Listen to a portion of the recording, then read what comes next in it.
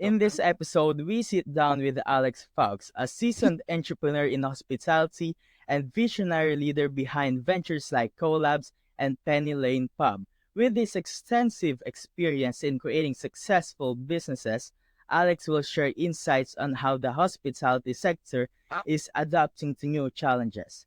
Join us as he offers valuable advice for entrepreneurs navigating the evolving landscape of business. Alex, it's great to have you on the show. It's great to be here, John. I appreciate your podcast and looking forward to talking with you about everything. Thank you again, by the way. Before we delve into the details about your various ventures, because there is a lot, folks, let's go and talk about you and who is Alex Foulkes. Am I saying Foulkes correctly, or is there another term, another pronunciation for that, by the way? You are not, but most people don't. So don't worry too much about it. It's Folks, spelled differently. So it's Folks. my father's English, so it's an English name. But yeah, Folks. Folks. Is that correct? Yep, you got it. Awesome. Who is Alex Foulkes, and what are your experiences and what keeps you busy these days? What keeps me busy, man? A lot. So I'm 39 years old. I've been a business owner for over a decade, 12, 13 years. I am a sort of family man. I have a wife, two kids, a 9-year-old daughter, 5-year-old son. Live in Connecticut. So we're busy with a lot of life stuff, and then I have a couple businesses as well. And I'm sort of partner in a couple others. So I have, long history of kind of that entrepreneurial journey, and mostly in the hospitality space. So restaurants, and started a local restaurant delivery service that services B2B to other restaurants. And my most recent venture, which I'm pretty much, 100% of my time in, the others are run and operated, and I've also sold a couple other ones. My most recent venture is CoLabs, and it's another B2B company. It's sort of half consulting and growth, and then the other half of it is we plug in an operations team for a lot of blue collar businesses, but not all small businesses and mostly blue collar. So HVACs, construction, plumbing, electricians, things like that. Everybody who you will call and won't generally call you back is a pretty good sign that there's some sort of systems issues. So we work on organizing and systemizing small businesses like that. And then once they're systemized and organized, we work on the growth side, which is what I love to do. But you have to systemize first.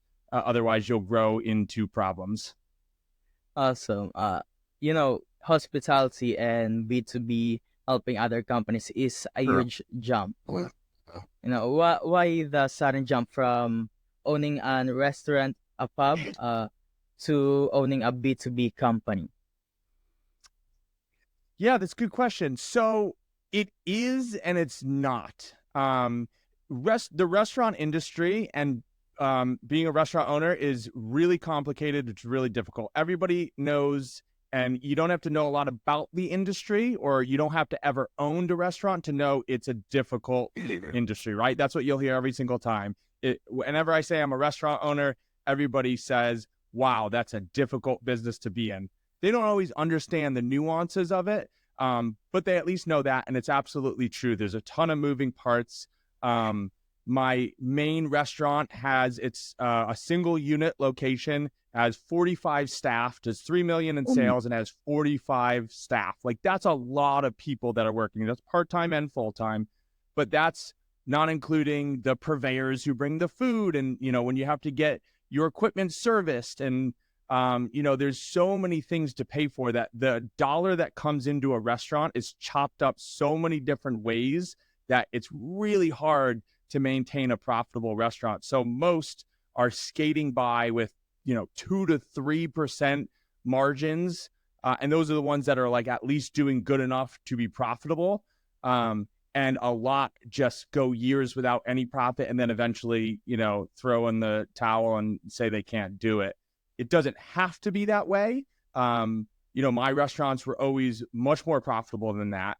But it takes an understanding of all sort of facets, or partnering with people who do understand that. And that's where a lot sort of go wrong, where they have the sort of food creation knowledge or their hospitality, and they're really good with guests, but they don't understand their numbers. And that will kill you in a business like that where it's low margin. Yeah, there's a lot of variables that might, especially for a 45-person operation. I mean, that must be hell's crazy. And Yeah. I've watched your last podcast, by the way. I Mm-hmm. watched all of it. And Mm-hmm. from that, I got that you were first a manager on that pub, then Mm-hmm. you bought it out. Is that correct? Yeah, I was a really good example of fake it till you make it. My first restaurant management gig was at the restaurant that I ended up buying. Was my first restaurant. We opened and sold a couple others since then. But I was a restaurant manager with almost no restaurant management experience. I had some sort of similar business experience. I was a catering manager, I was a banquet manager in a restaurant, but never had actually managed a restaurant. So I got the job, honestly, because I'm like a pretty good interviewer, and took a shot on me. They needed a manager at the time, and I came in, and I was able to provide sort of a solid foundation of management, even though I didn't really know what I was doing, but I was good at sort of galvanizing people and like bringing them together. This is what I did. I just put my head down and like outwork them basically for like a solid year. And then, success is part luck. Like within a year and a half, I got the opportunity to buy it, which was, it's incredibly quick. But I was able to pull it off. And that is a very short, condensed version of the story. It was very stressful, being a first-time business owner, but I ended up buying it with the head chef. We raised money to buy a restaurant, which is, people don't like giving you money for restaurants, especially when you're a first-time business owner, but we were able to get it done. And then we actually ended up buying the building 3 years later, I think it was. And then invested in some other real estate since that time, other restaurants, and then had started the restaurant delivery service as well. So crazy sort of ride. But I think once I became an owner, I just got completely obsessed with it. I loved it. And even before, that I loved the restaurant industry. I'd been fired from other jobs, 3 other jobs that like just weren't the right fit for me. Lessons learned, I knew that to be successful, I had to be in a position that I was absolutely obsessed with. And so I would have been happy, honestly, being an owner or just being a manager in the right organization, as long as you have sort of the backup, the tools and the support. So again, a lot luck that sort of drives success. But if you're able to capture opportunities, you can just stack those opportunities on, the other ones, and create a life that is very unpredictable, but really fun too. Your story is amazing. It's unique in terms of other people who owns restaurant. When some other people just basically started their restaurant, basically a Mm-hmm. founder, and some of them basically just work their ass off from a server to an assistant manager to a manager to buying the place. But you came in as a manager, which is amazing on your part, especially being able to pull off managing a restaurant with basically a lot of variables that is into that business and still be able to put it off. That's amazing. And what's the difference between just being the manager of the restaurant and to owning it? Because there's must be a lot of variables that you didn't know when you were just starting out. Yeah, so great question, because it's very different.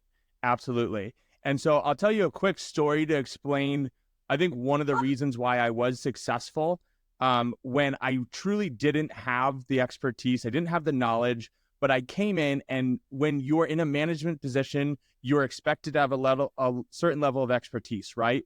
I understood that.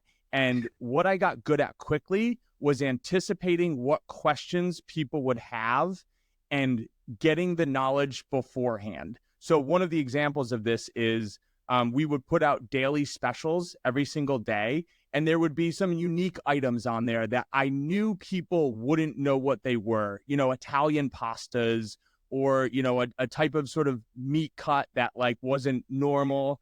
And what I would do in the office is, once somebody asked me the first time and I didn't have the answer, I was like, shit, I don't know how to answer this. And I look sort of bad, right?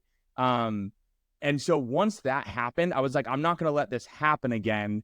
And I would just look up the words, like literally just the word beforehand. And then I would bring the specials to the staff and I would just wait. And a lot of times they wouldn't ask me the question about, what certain thing.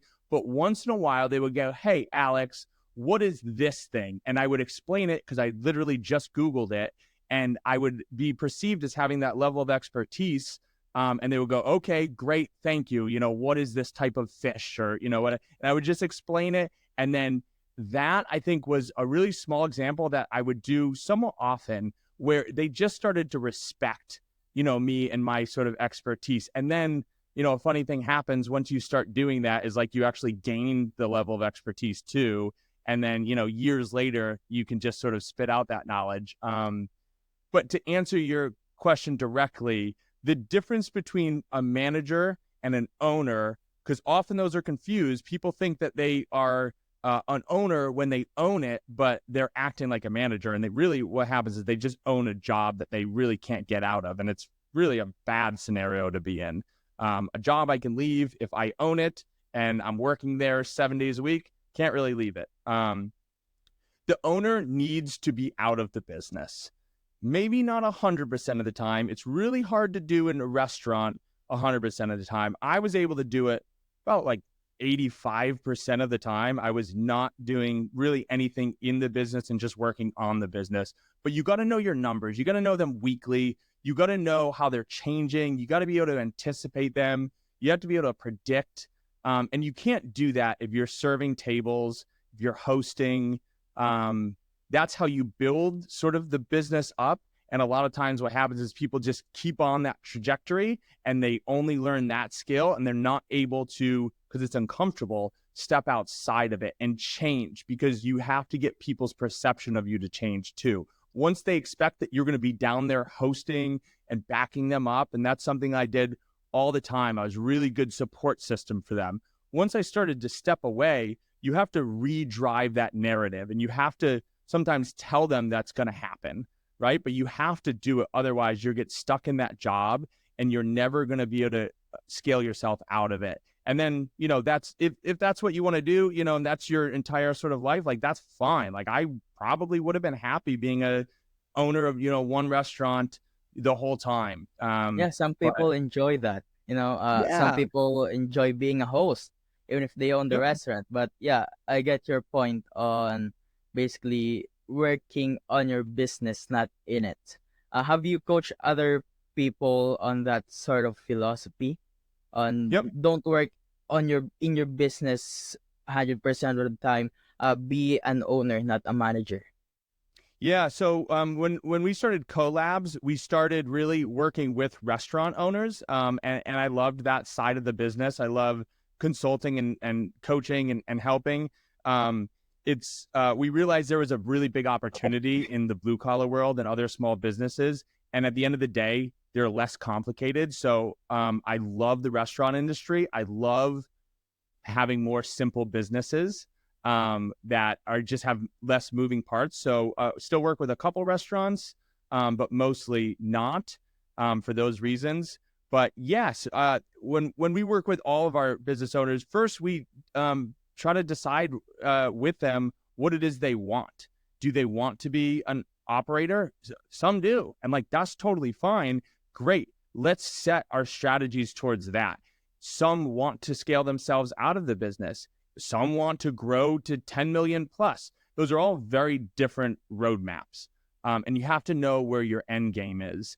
If you're just sort of starting from the beginning and not knowing where you want to end up, then you're just leaving it sort of up to fate. But that's usually where we start, is figuring out what they want. If you have a choice on starting a business, let's say you were, let's say, 12 years back then, instead of buying a restaurant, would you still choose to buy the restaurant or go to another industry, considering how complicated owning a restaurant actually is? Hmm. Good man. Good questions. I haven't thought about that. Yeah, I would own a restaurant again. I think it teaches you a ton of skills. And if you can be successful in that world, you can take that, that's what I've done, to other industries that are easier. And then your eyes just go like wide open. You're like, oh my God, like it could have been this the whole time. That would have been beautiful. But you have to struggle to grow, right? And I think that's what the restaurant does teach people. It weeds you out. Like, the people who are not going to make it very quickly get weeded out, right? The restaurants that aren't going to make it get very quickly weeded out. So I learned so much from the fact that it was such a complicated business. And then when you take that and the hospitality side, I think if you can create an organization that has good hospitality, then you will win in any industry. And the opportunities are even greater outside of the restaurant industry. If I had a dental practice, I would focus almost as hard on the hospitality of it as I would on the actual sort of dental practice part, because that is, I think, what a lot of people leave on the table, where it's the customer journey, the experience that they have. It's all hospitality. It's speed of communication, but it's also how you make them feel. And that's where I think a lot of businesses are getting it wrong. And in terms of restaurants getting weeded out as early as possible, I think that's one of the benefit starting your entrepreneurial journey as being a restaurant owner. You have this very short time frame to be great at what you do. It actually gives you a great perspective on time. Hey, if you have a marketing agency, you can, barely make it through for a couple of years. You're gonna be fine. But if you have a restaurant, you have people, you have your supplies, you have your rent, and I think if yeah, as you said, if you're not great at it, you're gonna get weeded out quickly. Mm-hmm. Yeah, 100%. I think there's challenges to any industry you go in. The challenge is very in your face when you have a restaurant. It's like you have the customers coming in sort of more organically, right? If it's an agency, you have to go and you have to find those customers. But if you have a good location, they're just going to come in, and now you have to manage that process. And you have to do it, like, to your point, to do it quickly, right? And you have to learn those skills quickly. And if you're not good at like a couple of those skills, they're going to be very evident. And if you don't find the people who are good at those, then that is going to be your pitfall, because there is just so little room for error on there. The best restaurants, again, are shooting at like 8% profit. 8%. Like, you get a marketing agency and you should be doing at least 25%, right? 40%. Like, there's other industries that have so much more leeway. And that's where if somebody asked me if I would be a restaurant owner again, absolutely. If I was starting over when I started, when I was under 30, yeah, I would, because it teaches you those skills and you have a lot of time. Would I start a restaurant from scratch now? No, Uh, because I love this quote. It's you're executing 10 out of 10 out of 2 out of 10 opportunity. I think it was Alex Hermosi who said that. But basically what he's saying is, like, your opportunity, and this really hits home, is 2 out of 10. You're doing great. Like, you're crushing it, but you're only going to ever be a 2 out of 10. And that's sort of the restaurant industry, unfortunately. It's just like, you just can't scale it very easily. There's examples of it, Shake Shack and Starbucks and places like that. Like, you can scale it, but man, it takes a lot. So just on the part of making sure the food quality stays strong, if mm-hmm. your scaling is very hard, I would imagine. Yeah, love Alex Hermosi. You Yeah. you watch a lot of his stuff. Yeah, he's great. I definitely read a lot, and there's a few people who, I'll read or listen to that, maybe not 100% of what they say, but he's up there for me as far as the way he just breaks things down very simply, is really amazing to see his brain work. And then you start using some of his tactics, and it's like, yeah, it works, you know? I've employed some of his principles as well, mostly on the part of getting a high margin, making your Hmm. service better. So now on my agency, we try to operate at least 70% margin. Hmm. It's great. You don't get a lot of clients that way, but it does help you, maintain the quality. In Hmm. terms of starting a business, I've heard that you said you started your restaurant with the head chef. Hmm. And yeah, is that correct? Yeah. Yeah, he has a good story too. He doesn't get out there as much. He feels a little uncomfortable with it, but so he's from Ecuador, and he literally walked into this country, um gained his citizenship, worked his way up from knowing no English and being a dishwasher to a line cook to doing some other things to becoming assistant chef, then head chef, and then we ended up buying it together. I was on that side. Like, I was lucky to have him, he was lucky to have me. I was certainly the credibility, and I was able to sort of raise some money. But he is super smart. He knows the industry really well. He's really efficient, and we have a very busy place. So it's like executing in a really high volume place is different. There's different skills to, if you're going to fine dining or if you're going fast casual. We are a big place and a really busy place, and he can execute really high quality food at a really high volume. And that's through sort of being more of a business person than even a chef. And he's a great chef, but he's a really good business person. And he, again, walked in with zero skills, zero money, and worked his way up to owning like a really great restaurant, having a real estate portfolio. Like, Yeah. I don't know what the numbers are, but like, he's got to be, from people who have left Ecuador, come to America. He's 1% of 1% of 1%. I'm sure of it. But it goes to show he stuck with it. He worked there, I think, for like 12 years before we bought it. He knew there was an opportunity, and he just kept gaining skills and stacking those. And once the opportunity hit, found a way to get it done. And again, I didn't go into sort of the how we actually achieved it. It's really hard to do. It was really stressful, but we had a great partnership, and we led that partnership with trust. And that is something that I will never not have in my partnerships. I have it now with my new business. I had it with him, and I have it with my wife.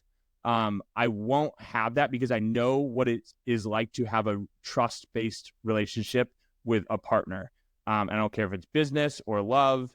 That is the number one reason for our success, is that we could back each other up, and that we could work together. And if you can't do that, then just be a single, entrepreneur, and don't have a partner. But if you're going to have a partnership, everybody will say that's really hard too. If it's trust based, and that's easy to say, hard to do, then you will be okay. Yeah, a lot of people say they trust their business partner, but I think most of them probably not.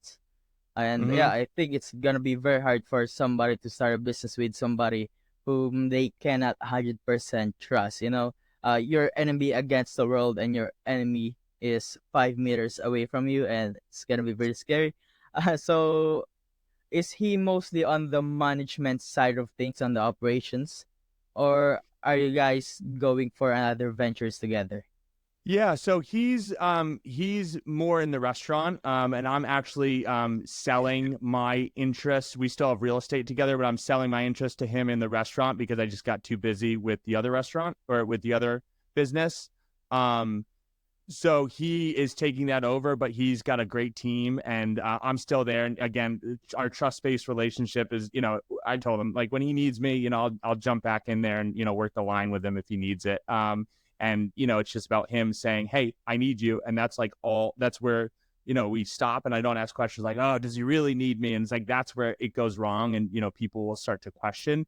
But, we know if I need him for something, he'll be there, he'll do it. He won't question it. If I asked him for $40,000 and he only had $45,000, he would give it to me, and he would just trust that I would get it back to him. And that's like, that's like literally we've done things like that, where it's like, anybody else that saw that would go, hold up, like, do not do that. Like, that makes no sense. But, that's again where it's like, you need to sort of start with that relationship and then actually, walk the walk. So he's taking it over completely, which again is an awesome opportunity for him. And I get to work on the stuff that I really love now. Have you ever started a business without a business partner? Yeah, I started this one without one. And then I took on a partner who I'd been working with for years, and his, the fit was just really good. And then, we started from there. But I started it alone, which was scary. But I was starting to trust myself, and I knew that I didn't know that I could do it. I thought that I could do it, and I trusted myself. And so, yeah, I started this business, and then something like 6 months in, I took on my partner, and we actually sort of started to go in the different direction, not just working with restaurants, and working more in the blue collar. And that's a testament to him. He came to me and said, hey, what about your model that for restaurant, but what if we look at this industry? And I was like, okay, let's talk about it. And then, from there, that's where it led to. That's amazing. That's the CoLabs HQ, right? Yep. Yeah. Yep. Can you tell me more about CoLabs, more specific details on what you guys do? I know you said you first fix the system and ask what they want to achieve in their business and help them achieve that. Can you tell me more about the daily operations of CoLabs? Yeah. So CoLabs for me is knowing business now, knowing small business world, and sort of reverse engineering what I want a business to be for me, but also what I think is a good business and what will work and provide value. So we honestly sort of started on the opposite side of like, what do we want the result to be? And then let's figure out what makes sense from there. So what we do is we plug in really an operations team, and we do a few different things. But sort of the core is small businesses are not always great at the operations, right? Having a good system, knowing their numbers, bookkeeping, invoicing. I mean, every single one of our clients in the blue collar field, at least, has outstanding invoices from 6 months, a year, 2 years ago from people just haven't paid in a shocking number. But they just get so busy, they're going from one job to the next job to the next job, and they don't have time to follow up on those things. That's like really low-hanging fruit. That's like communication. If you can communicate with these people, provide a good service, they will pay you, right? But they just don't have that time. So we start with operations, making sure that they can have that business that's organized and systemized. We'll provide them a team, so bookkeeping, accounting, communication, all the things that you need. And then once that's set, and sometimes companies come in with some of those pieces, sometimes all, from there we move on to sort of the growth and business development. And it's, everything down to what is your sort of goal? How can we scale you out of this? Can we add locations? Do you have a revenue number? Do you want to just have a little more profit and a little more time? Whatever it is, we start working on those things, and there's a lot of opportunities there that are sitting on the table. And if you don't know, you don't know. And if you've never done something, you don't know how to do it. So having people who can organize and systemize, but then also grow you, I think is a huge asset. And it's been, from the get-go, we've had, a lot of interest, and we've grown it, quite a bit. So we've proven it, but started kind of with a theory of like, I think this makes sense. I think this is needed. Let's figure out if it actually is. That's amazing. I mean, I think your business pitch on the business owners hey, I run a restaurant, I can do this. Hmm.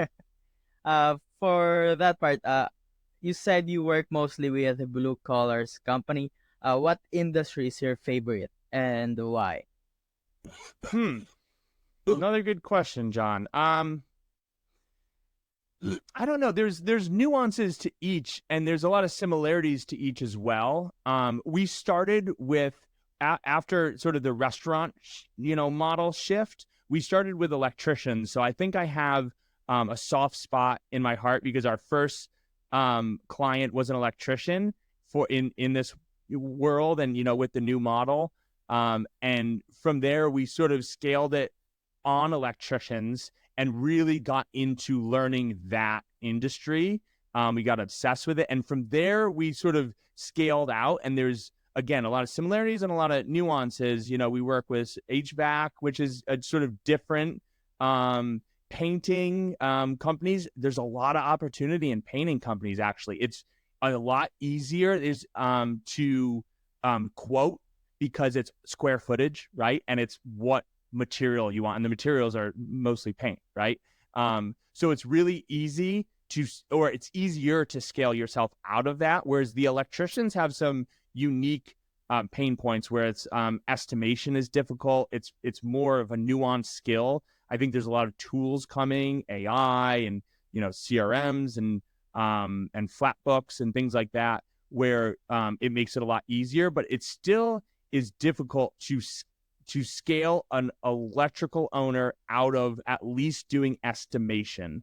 And so that's, a unique challenge, and we're working on solving that. But there's, I think, there's a lot of different parts that I like. I'm somebody who likes to get into new businesses and figure them out. So I really like the process of it's new. Let's figure out what the similarities are and what the unique sort of pain points are. So almost anything kind of fits that. And we work with a few other small business, a couple gyms and photography and things like that. So there's it's all the same and it's all different. Oh man, going into new businesses. I personally have this problem for myself because I always want to try out this new tool, try out that software, try out what if we do this, what if we do that, to the point that you don't actually know what works because you don't actually get to try them for a certain amount of time. What's your advice for those type of people? For people like me, hey, sit down and just do the boring work as for now. You're screwed. No, I'm kidding. Who, not how. So if you focus on how to do something, you're going to always have to be that person who figures out how and then teaches people. But you can also find really great people. And if you find the really great people, then they figure out the how for you, right? So with that, plus do what you love to do. And if that's what you love to do, then figure out how to make that work in your business. It's very similar to what I really love to do. And I've been able to make what it is that really drives me a valuable part of the business. But you have to, again, have either the right partners for that. You have to have good communication, right, and expectations. And then you have to find the right team and continually curate that. But if you do, those skills are unique too, and they're very valuable, right? Not everybody wants to do what you just described. Not everybody wants to do what I want to do. Some people truly want to be in that operations role. Some people really love spreadsheets, right? And getting into the details. That's not me. I want the big picture. I want you to tell me, where we're going and a really brief overview of how we're going to get there. But if you start getting into the details of like step A to B, you just lose me. Some people want to do that, right? And so I need to find those people who are going to complement my skills and what I like to do and make sure that I get to do what I want and those people get to do what they want. And so my job as a leader is to make sure that they have the tools and to make sure that I can support them and to make sure there's, nothing wrong. And I talk to them and I figure out what sort of their goals are individually, because those are really important, and, on the business side. So that's my job, is make sure that they're able to do their job and that they still like their job. Very simple, but also you have to be committed to it. That's amazing advice. So basically, find the right pieces of the puzzle. Yeah, I mean it's shocking, right? Like if people are happy, they'll be more motivated. So if you can keep them happy, they will be motivated. And as long as you're driving in the same direction with the same sort of goal, then you'll both be successful together. That's awesome. With the rise of technology, I'm sure you're seeing these new tools, especially with AI. What things are you currently doing that basically uses AI and advanced technologies? hmm There's a good amount. I mean, there's a lot of automation. You can set up a whole customer journey via automation that's really good.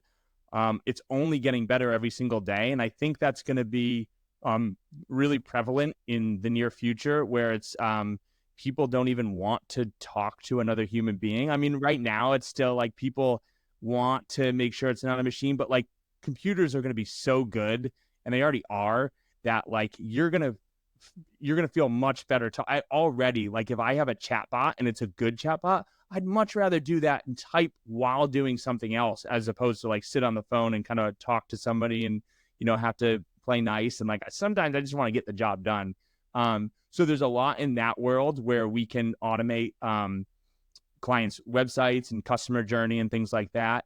I mean, it's just all the tools that exist are just making it easier, right? It's like you have just the best and worst assistant in the world, right? Your assistant, the AI, knows everything, but also is really No, it's dumb when it nothing. comes to some things, right? So you got to be careful about, how much you put into that. But, I think it's just going to be, if you aren't adopting those things. And again, the who, not how mentality is like, doesn't have to be me understanding all of these things, but I have to have the right people on my team. And I do nerd out on those things a bit. So I get into that world. But having people who really own that space is important. But if you're not taking advantage of those things, it might be okay for the next year, 2 years, 5 years. I don't think so. 10 years, absolutely not. I think we're going to see a lot of changes. Yeah, chatbot, and there's even things now like a persona who can basically have you checked out the human. They basically have this. No. Yeah, you just basically upload a video of yourself and a voice of yourself for about, I think, 5 to 10 minutes, and they can answer customer support questions, and the robot will just stand there. Yes, this is how we do it, and it's Yeah. actually pretty amazing. And there's even companies now that offers phone numbers that basically can be your appointment setter. Yep. Tools like, yeah, have you experienced that AI cold callers? We played around with things like that, and yeah, we've been dabbling in the sort of video sort of avatar stuff, and it is amazing how good it already is. Um, and yeah, so we're not utilizing right now, but we're sort of seeing what opportunities there are, and starting to implement them and like test them out a little bit.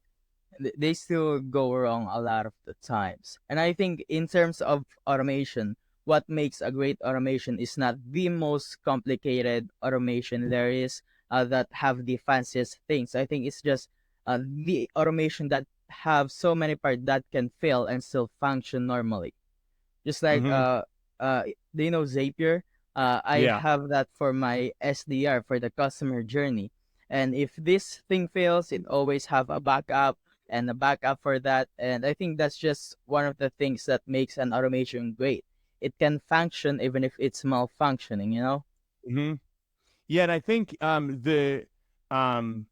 the scary part of those is it can be really frustrating if it stops working, right? And there can be sometimes no fail safes in there, and that's where you will lose somebody very quickly. If it goes great, it's really easy and it's in your favor, as a business.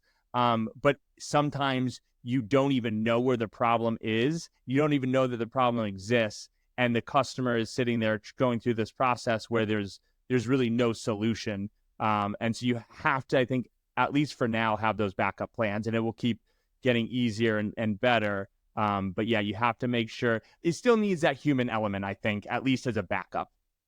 Yeah, the amount of times that a customer receive 5 emails from one sequence is just embarrassing for me. Yeah. But in terms of, let's say you're you now, you can go back in time. You're not the owner of your pub, but you can go as the owner of CoLabs and talk to the young Alex. How will you guide and help him? Hmm. Well, when you're trying to sell or even talk to restaurant owners, they're very skeptical people.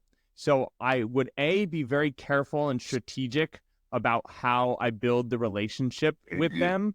Um, I think you have to start as like just a customer, right? And so I would start as a customer and try to sort of create a relationship. Um, and once that was created, I would try to find just some value that I can just give to that person.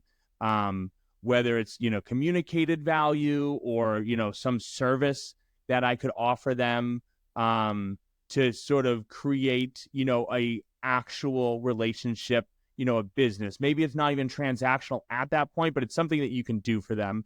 And from there, I think you can gain trust. And there's a whole lot of things that you can help a restaurant owner with. I know there was a lot that I didn't understand. I didn't know what I didn't know. I think technology, I was early on, I wasn't super up to date with like what the technology opportunities were. And I remember even things like creating menus when I was early on. This is before Canva existed and tools that make it really easy. But I was like, how do you make like a really good looking menu, and how do you do it easily? Because like Adobe's not the easiest thing, and when you're a restaurant owner, you're just like, I was on the floor all the time, so like I didn't have the time to learn that. So if somebody could have come to me and gave me a good solution, like if they could have put Canva in my hands, or better yet, been like, whenever you need a menu, just like write it out and tell me, I'll make sure it looks good. Oh man, I would have done anything for them. So like, something like that, I think is probably the direction I would go. That's awesome. Why do you think restaurant owners are more skeptical than other business owners? So they get sold to a lot. But also I think it can be a stressful place to be. Like there's a lot of restaurant owners who are just scraping by. And so when that happens and you get sold to a lot, you just don't want to talk to anybody, right? And when you're scraping by, you're just more frustrated. But there's again, the margins are low in restaurant world because there's a lot of money coming in, because it's a thing that people do a lot, right? Everybody needs to eat, and not everybody wants to cook all the time, right? So there's just a ton of opportunities for people to go out to eat. So you have often good sales in a restaurant, but it just gets split up so often. And that means that a lot of people are charging you for their services, right? Whether it's, food delivery, whether it's, creating of the food, whether it's technology. So I think restaurants owners start to get frustrated with the fact that they have, $1 million coming in and 985,000 going out. So like when you, try to sell to them and say, hey, let me do that, they just see it as another expense. So like you really have to figure out another way in, and really drive home the value and have it appear credible. By the way, CoLabs, is it more local or they also serve other states? We serve other states. We have clients in other states.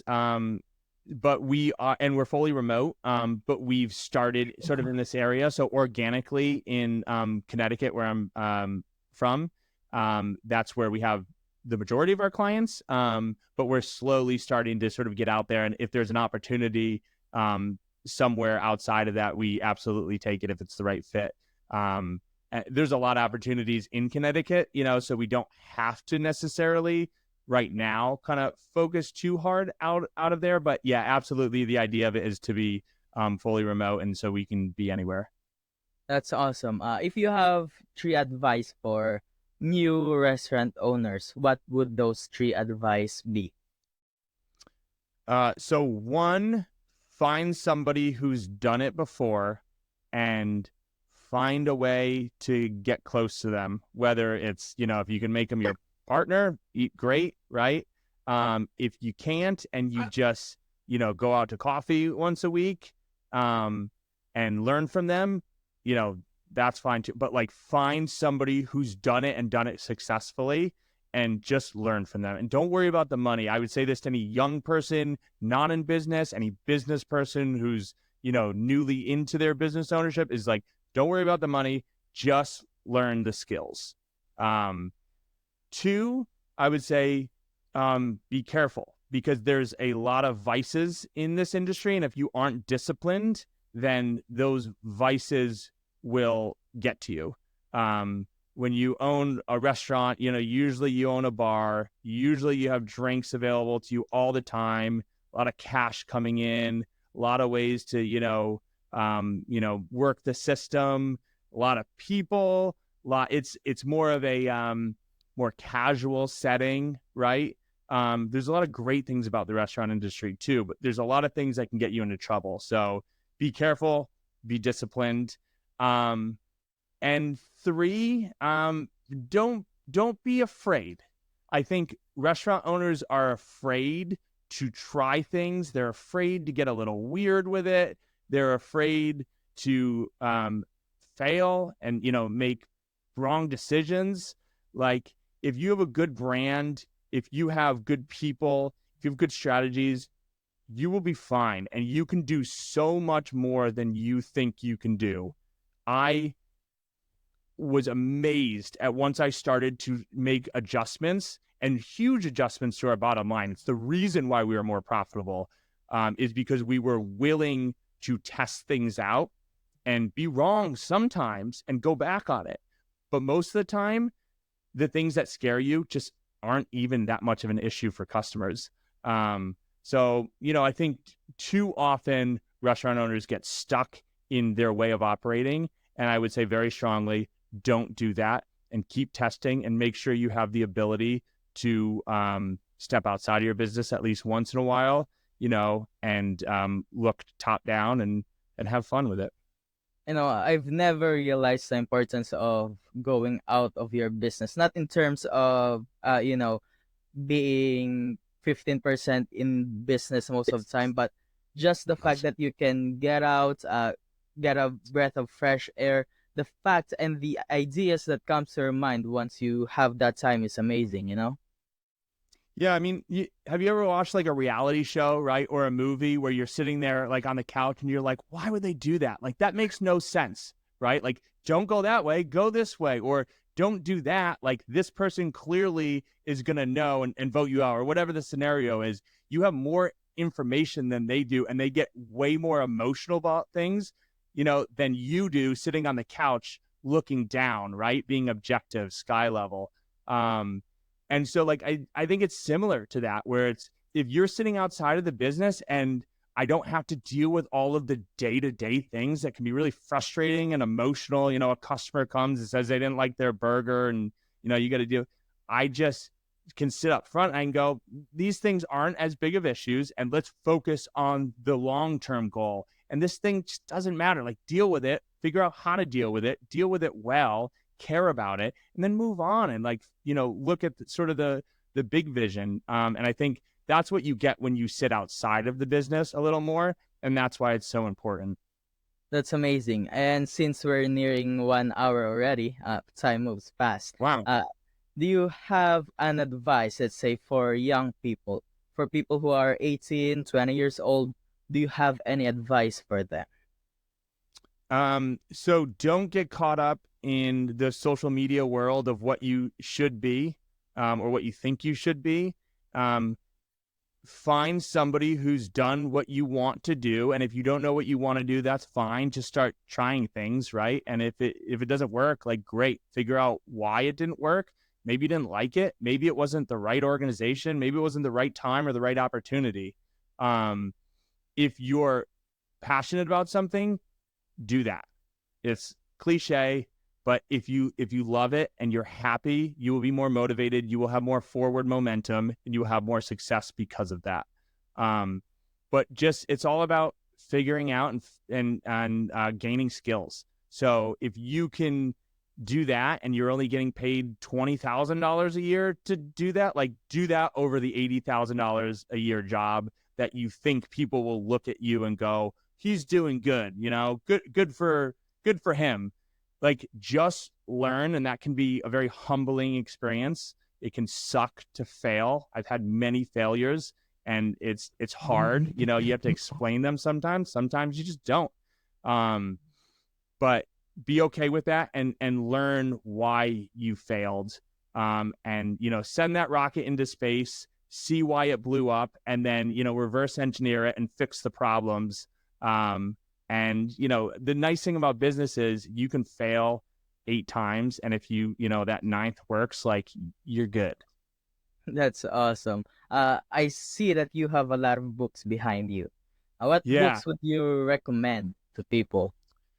So Dan Sullivan is great. 10x is easier than 2x. I love. I think I said this earlier. Who Not How is another book. He's written a ton of books. He's great. Alex Harmosian, if you're going to have a business, certainly, in your world and agency world, definitely read he has a couple books. Listen to him. Yeah, I mean, from the restaurant world, Setting the Table, Danny Meyer is, he's sort of the GOAT in our industry. He has a bunch of high-end restaurants, but also started Shake Shack, which is a fast casual place, and just crushed it. And he has his concept is sort of enlightened hospitality, and teaches you how to think about hospitality. This is not only for the restaurant industry, it's human emotion and tapping into that. And if you can tap into that, again, with whatever you do, if you're a dental agency, a lawyer, if you can tap into the human emotion and create connections, you will be successful over the people who are just the best, dental practitioners in the world, the best lawyers in the world. If you have better hospitality and you can create emotional connections, you will win. That's awesome. And on the regard on books, I think the best books out there are books that focuses on business psychology, because the Love it. writers basically does not go beat around the bush on this certain topic. They just say, hey, we made this money when we made this change, maybe because we did this and we did that. And I think that's easier for people to understand why that worked, because there's always a goal. There's always the goal of the money, you know? Mm-hmm. And Alex, thank you for sharing your experiences and insights. Where can our listeners find you? So my website is www.colabshq, so colabshq.com. They can email me right from there. A couple links, set up a meeting. LinkedIn, Alex Foulkes, Foulkes, Facebook. That's awesome. And thank you, Alex, for sharing your valuable insight today. Again, folks, if you want to find Alex, you can find him on LinkedIn. You can also go to colabshq.com and drop by if you're in the Connecticut area. Go to his English style gastro pub. And by the way, I saw the pictures. Looks amazing. And Yeah. everybody, hope you got great lessons from this podcast. And bye.